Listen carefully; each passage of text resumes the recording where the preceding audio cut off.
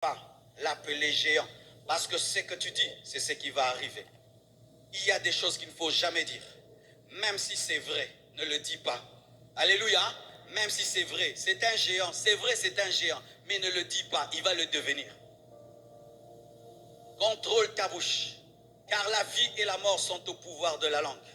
Et même si tu vois le contraire de tes prières, continue à dire tes prières. Un jour, tes prières vont devenir réalité. Un jour, ce que tu dis dans le secret va devenir chair. Même si tu as demandé des choses en 2020 et tu ne les as pas touchées, continue à le proclamer, à le proclamer, à les proclamer, à les proclamer. Et un jour, cela va arriver. David avait refusé de dire géant. Il a refusé de dire géant. C'était une discipline en lui. Je ne l'appellerai pas géant. Si je l'appelle géant, il va devenir un géant pour moi. C'est un géant pour Saoul. C'est un géant pour mes frères. Mais il n'est pas un géant pour moi. Je refuse. Même si je veux un géant, je ne dis pas. Je ne dis pas. Ne dis jamais que tu es pauvre. Ne dis jamais que tu es maudit. Ne dis jamais cela. Ne dis jamais que tu es le dernier. Ne dis jamais que tu es bête. Ne dis jamais que tu es bête. Dis j'ai oublié. Ne dis jamais que tu es bête. Ne dis jamais que tu as l'esprit de célibat. Dis on ne t'a pas encore découvert. Ne dis jamais ce que tu es disqualifié. Dis que tu es dirigé. Ne dis jamais, ne dis jamais. Même si ça se voit, même si tout le monde confirme que c'est un géant, mais toi deviens aveugle par le Saint-Esprit. Deviens aveugle par le Saint-Esprit parce que la foi t'amène à la folie. Donne-moi la main. Donne-moi la main. Je ne dirai pas, même si Saoul te dit, c'est un gaillard, c'est un vaillant, depuis sa jeunesse, toi ne le dis pas, ne le dis pas, ne le dis pas. Même si on te donne un diagnostic, on dit tu vas mourir dans 6 mois, ne dis pas que tu vas mourir dans 6 mois, ne le dis pas. Même si le médecin est spécialiste, ne le dis pas. Dieu est au-dessus des pronostics des médecins, Dieu est au-dessus des diagnostics des médecins, il est capable de les confondre. David, alléluia, alléluia, Lazare était pourri, et quand un homme pourri, il ne peut ressusciter. Mais Jésus, rien que par sa parole, a dit Lazare sort, et Lazare est sorti. Le diagnostic des médecins était anéanti et détruit. Ne dis pas ce que les hommes disent, dis ce que Dieu dit, annonce ce que Dieu dit, parle ce que Dieu dit. Si tu le fais pendant cette année, tu vas vivre la puissance de Dieu. Même si tu vois l'échec, ne confesse pas l'échec. Même si tu vois que c'est noir, ne le dis pas. Tu es libre de le dire. La femme sunamite, même si son enfant était mort, n'a pas dit que son enfant était mort. Elle a dit tout va bien. Alors que l'enfant est mort, tout va bien. Oui, je l'ai demandé à Dieu. Et même s'il est mort, il n'est pas mort. Et je ne vais pas confesser le contraire de mes prières. Ne confesse jamais le contraire de tes prières. Ne le dis jamais. Ne le dis jamais. Même si on dit que tu es fou, même si on dit que tu mens, je ne mens pas. J'ai choisi de confesser la foi.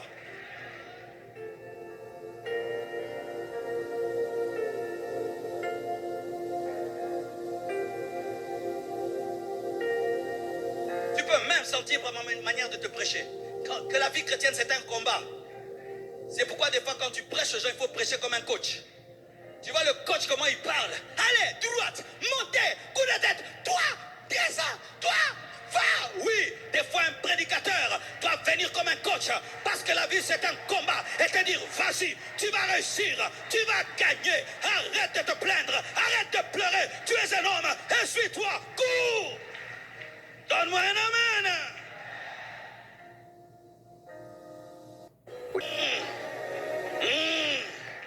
Oh, acclame le Seigneur.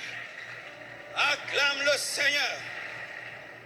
Oh. Ah. Et une autre chose, il ne faut jamais te taire lorsque Goliath parle. Il parle, tu parles. La Bible nous dit, lorsque Goliath a dit à David, je vais te tuer et te donner aux oiseaux du ciel. Lui aussi, il a dit, moi aussi, je vais te tuer. Je vais te donner aussi aux oiseaux du ciel. Mais moi, en plus, je vais couper ta tête. Et en plus, je vois déjà l'Éternel te livrer entre nos mains. Sois un bouchard en 2021. Un bouchard. Un bouchard. Goliath parle, toi tu parles une fois, tu parles 2 fois, tu parles 3 fois. Ne te tais pas lorsque la destinée t'insulte. Ne te tais pas lorsqu'on dit que tu es incapable. Ne te tais pas lorsqu'on dit que tu ne vas pas réussir. Parle, parle la parole, parle les prophéties, parle les promesses de Dieu. Parle, toi aussi parle. Les Quinois ils disent ça bien. Otie n'a peine Alléluia. Goliath parle, moi aussi je parle. Le diable parle, moi aussi je parle. La maladie parle, moi aussi je parle. La médiocrité parle, moi aussi je parle. Parle, tu as une bouche, parle. Oh, toi, cette année encore, on va voir. Tu vas finir cette année sans te marier. Tu dis, d'ailleurs, je prépare ton invitation. Je prépare ton invitation. Élisée l'a dit, hein. Il a dit, tu vas voir, mais tu ne vas pas manger. Mes frères, ne vous taisez pas, sinon vous allez être endoctrinés par Goliath. Ne laissez pas la peur entrer dans vos cœurs. Lorsque quelqu'un te parle pour t'effrayer, réponds-lui pour ne pas avoir peur. Parce que si tu ne réponds pas, tu vas avoir peur. Si tu ne réponds pas, tu vas croire. Et pour ne pas croire les choses négatives, tu dois répondre. Le serpent contre le serpent. Le bâton contre le bâton. Il est écrit contre il est écrit. Le diable a parlé, Jésus a parlé. Il est écrit, il est écrit. Il est écrit, il est écrit. Il est écrit, il est écrit. Le ping-pong de il est écrit. Il est écrit, il est aussi écrit. Il est écrit, il est aussi écrit. Parle, parle, apprends à parler.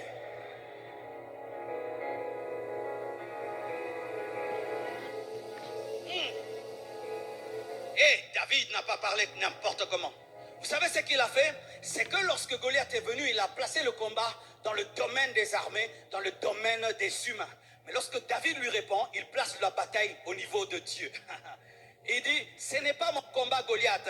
Tu as insulté l'armée de Dieu, c'est l'Éternel que tu as insulté. Je te place face à mon Dieu. Lorsqu'on vient te combattre dans la chair, monte en esprit. Lorsqu'on te combat dans la chair, monte en esprit. Lorsqu'on t'insulte dans la chair, monte en esprit. Lorsqu'on te maudit, monte en esprit. N'entre pas dans les insultes. Toi, tu ne peux pas insulter. Toi, monte en esprit. Et qu'est-ce qu'il fait? Quand il monte en esprit, il voit Goliath déjà mort et il lui prophétise. Il dit, je te couperai la tête aujourd'hui. Oh. Vous savez, entre les deux cultes, quand j'ai médité, David dit, je te couperai la tête. Tu sais avec quoi? Avec ta propre épée. Il n'a pas pris l'épée de quelqu'un d'autre. Ceux qui font contre toi retournera contre eux-mêmes. Celui qui voudra te tuer, c'est lui-même qui va mourir en 2021. Celui qui va vouloir écourter ta vie en 2021, lui-même sa vie serait écourtée. La tête de Goliath était coupée par sa propre épée. Sa propre épée. Il a voulu tuer David avec son épée, mais c'est avec son épée qu'on a coupé sa tête. Je déclare qu'ils vont tomber dans leur propre piège. Ils viendront contre toi par un seul chemin, mais ils fuiront par sept chemins. Je déclare, tu prendras l'épée de Goliath et tu lui couperas la tête. Il va tomber dans son piège. C'est lui qui va être chassé du travail. Ce n'est pas toi qui seras chassé. Il a fait des réunions, c'est lui qui sera chassé du travail. C'est lui qui sera chassé du travail. Je suis en train de te le dire. Ne te tais jamais. Lorsque quelqu'un est en train de perturber ta destinée, en te maudissant, en te décourageant, réponds et parle la parole, parle la foi, parle ce que Dieu t'a dit, annonce ce que Dieu t'a dit. Dis-le. Dis-le.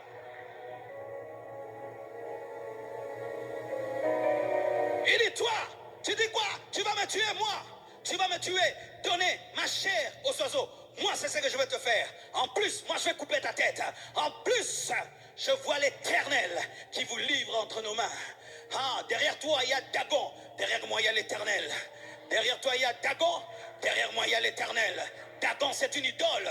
Mais mon Dieu, c'est le créateur du ciel et de la terre. Le Dieu incréé. Et donc, toi, tu es l'émissaire d'une idole, mais moi, je suis l'émissaire du Dieu vivant. Et comme tu as défié mon Dieu, je te dis aujourd'hui, tu verras, je te couperai la tête. Et ce qu'il a dit, il a fait.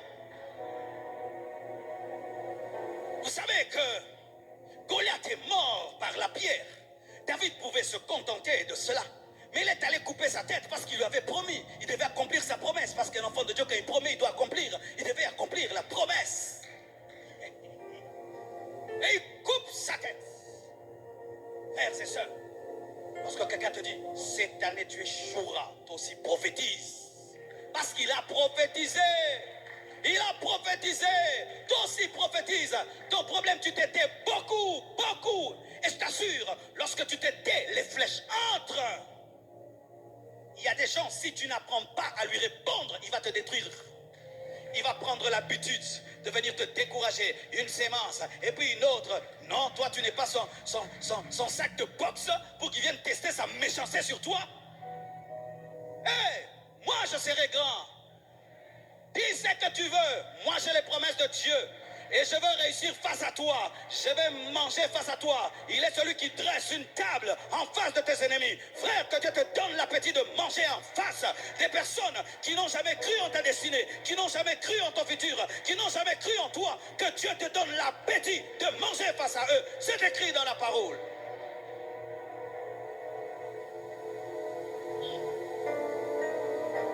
Goliath vient. Il dit armée contre armée. Des armées charnelles. Mais lorsque David entre dans le combat, non, c'était maintenant les anges contre les démons. Les anges contre les démons. Je vous assure, si Dieu t'ouvrait les yeux sur ce qui se passait ce jour-là, il y avait Michael qui était là, Gabriel qui était là, il y avait des anges qui étaient là. Pourquoi? Le nom de Dieu était en jeu. Lorsque tu es défié, n'en fais jamais ton combat. Donne ça à Dieu. Seigneur, on a dit que moi, ton enfant, je n'aurai jamais des enfants. Alors qu'il est écrit dans ta parole qu'il n'y aura pas de femmes stériles au milieu de vous. Seigneur, je te laisse cette guerre. Donne la passe à Dieu. Permets à Dieu d'entrer dans ton combat et de démontrer que sa parole est vraie. N'en fais pas ta guerre. Ne tombe pas dans le piège d'haïr les gens. Tu as la haine pour quelqu'un, tu perds ton temps.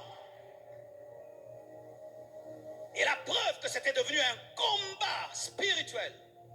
Lorsque Goliath est frappé par la pierre, il n'a pas respecté la physique. Il n'a pas respecté la gravitation. Il n'a pas respecté le principe du choc. Il devait tomber à la renverse. Mais lorsque le choc l'atteint au niveau du front, il veut tomber. C'est sur un ange, je vais dire, toi, tu as insulté Dieu pendant 40 jours. Tu vas te prosterner aujourd'hui. Et dans le domaine de l'adoration, même ceux qui ne veulent pas doivent se prosterner. Il est écrit qu'il a reçu le nom qui est élevé au-dessus de tout autre nom. Enfin qu'en son nom, tout genou fléchisse et que toute langue confesse qu'il est Seigneur à la gloire de Dieu le Père. Et la Goliath tombe sur son front afin de dire l'Éternel est Dieu, pardonnez-moi, c'est l'Éternel qui est Dieu, pardonnez-moi, je te dis, ils vont se repentir, ils changeront d'avis, ils vont reconnaître que tu as Dieu, ils vont reconnaître que Dieu marche avec toi, même celui qui avait crucifié Jésus-Christ, il a dit celui-ci était le Fils de Dieu. C'est important, c'est important, c'est important. Mais tu dois savoir, frère, que pour relever un défi, tu dois avoir des motivations pures. Vous savez, pendant longtemps, on nous a enseigné ces choses. Tu dois marquer la terre. Tu dois laisser des traces sur la terre. Tu dois être le premier. Mais il y a un livre merveilleux que j'ai commencé à lire qui m'a rappelé que ce n'est pas ça. Le livre de Rick Warren sur une vie motivée par l'essentiel. Et il dit quelque chose, je vous conseille de le lire. Il dit... Si tu te bats dans ta vie pour être le premier, sache qu'un jour, il y aura un autre premier. Tu peux battre le record du monde. Il fut un temps, il y avait un homme qui s'appelait Carl Lewis. C'était un Américain, c'était l'homme le plus rapide du monde. Et aujourd'hui, il y a eu Usain Bolt. Et puis il y aura encore. Alors si tu te bats pour être premier, tu auras une joie éphémère. Parce qu'il y aura toujours un autre premier. Et si tu te bats pour que le monde se souvienne de toi, un jour les hommes t'oublieront. Et si tu te bats pour la reconnaissance des hommes sont toujours compliqués et tu ne peux jamais les satisfaire. Mais travaille pour une seule chose, la gloire de Dieu. Lorsque tu as un défi, dis Seigneur, donne gloire à ton nom. C'est ce qu'il y a fait, qu'on sache que tu es Dieu et que je suis ton serviteur. Seigneur, on a dit que je vais échouer.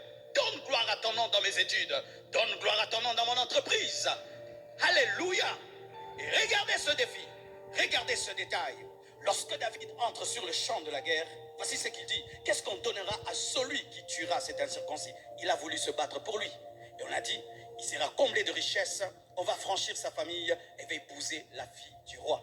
Et là, il veut épouser la fille du roi. Il veut qu'on affranchisse sa famille et veut être riche. Mais quand l'onction de Dieu descend sur lui, il dit, tu Tu as insulté l'armée du Dieu vivant. Je vais te couper la tête. Il ne s'agit plus de la vie du roi. Il ne s'agit plus de l'affranchissement de ma famille. Il s'agit de Dieu. Tu sais pourquoi tu n'arrives pas à relever les défis? C'est parce que tu veux les relever pour ta gloire. Tu veux prouver quelque chose. Tu veux montrer. Et je vous assure, ça c'est un témoignage personnel. Chaque fois que j'ai voulu travailler pour ma gloire, même l'onction n'a pas agi. Même la puissance de Dieu n'a pas agi. Tout ce que Dieu m'a accordé ne se manifeste pas. Pourquoi? Parce que Dieu ne nous oint pas pour nous-mêmes, mais nous oint pour lui. Ne faites rien en 2021 pour votre orgueil. Ne faites rien pour entrer dans l'histoire. Ne faites rien pour dépasser quelqu'un. Ne faites rien pour être les premiers. Faites tout pour la gloire de Dieu. Tout ce que vous ferez, faites-le pour la gloire de Dieu. Pour la gloire de Dieu, je vais être un multimillionnaire. Pour la gloire de Dieu, je vais faire marcher les paralytiques. Je vais ouvrir les yeux des aveugles. Je veux construire le temple et le finir. Pour la gloire de Dieu, j'aurai des belles choses. Mais pour la gloire de Dieu, j'aimerais devenir un panneau publicitaire de Dieu. Lorsque tu deviens le panneau publicitaire d'un restaurant très connu, toi aussi tu es connu. Qui connaissent le panneau de la compassion? Ah, tu vois, le panneau qui est là est connu. Pourquoi? Parce qu'il fait connaître quelque chose qui est connu. Fais connaître Dieu, tu seras connu. Je rendrai ton nom grand. Mais le but, c'est que toi, tu deviennes grand pour que lui soit présenté. Présenter Jésus en 2021. Présenter Jésus. Lorsqu'on dit, frère, comment tu es devenu comme ça? Ce n'est pas moi, c'est Jésus. C'est Jésus. C'est Jésus. Comment tu as distingué? C'est Jésus. Comment tu as eu des mapassa? C'est Jésus. Comment tu pries, les malades sont guéris? C'est Jésus. Comment tu es riche? C'est Jésus. Comment tu es aussi beau? C'est Jésus.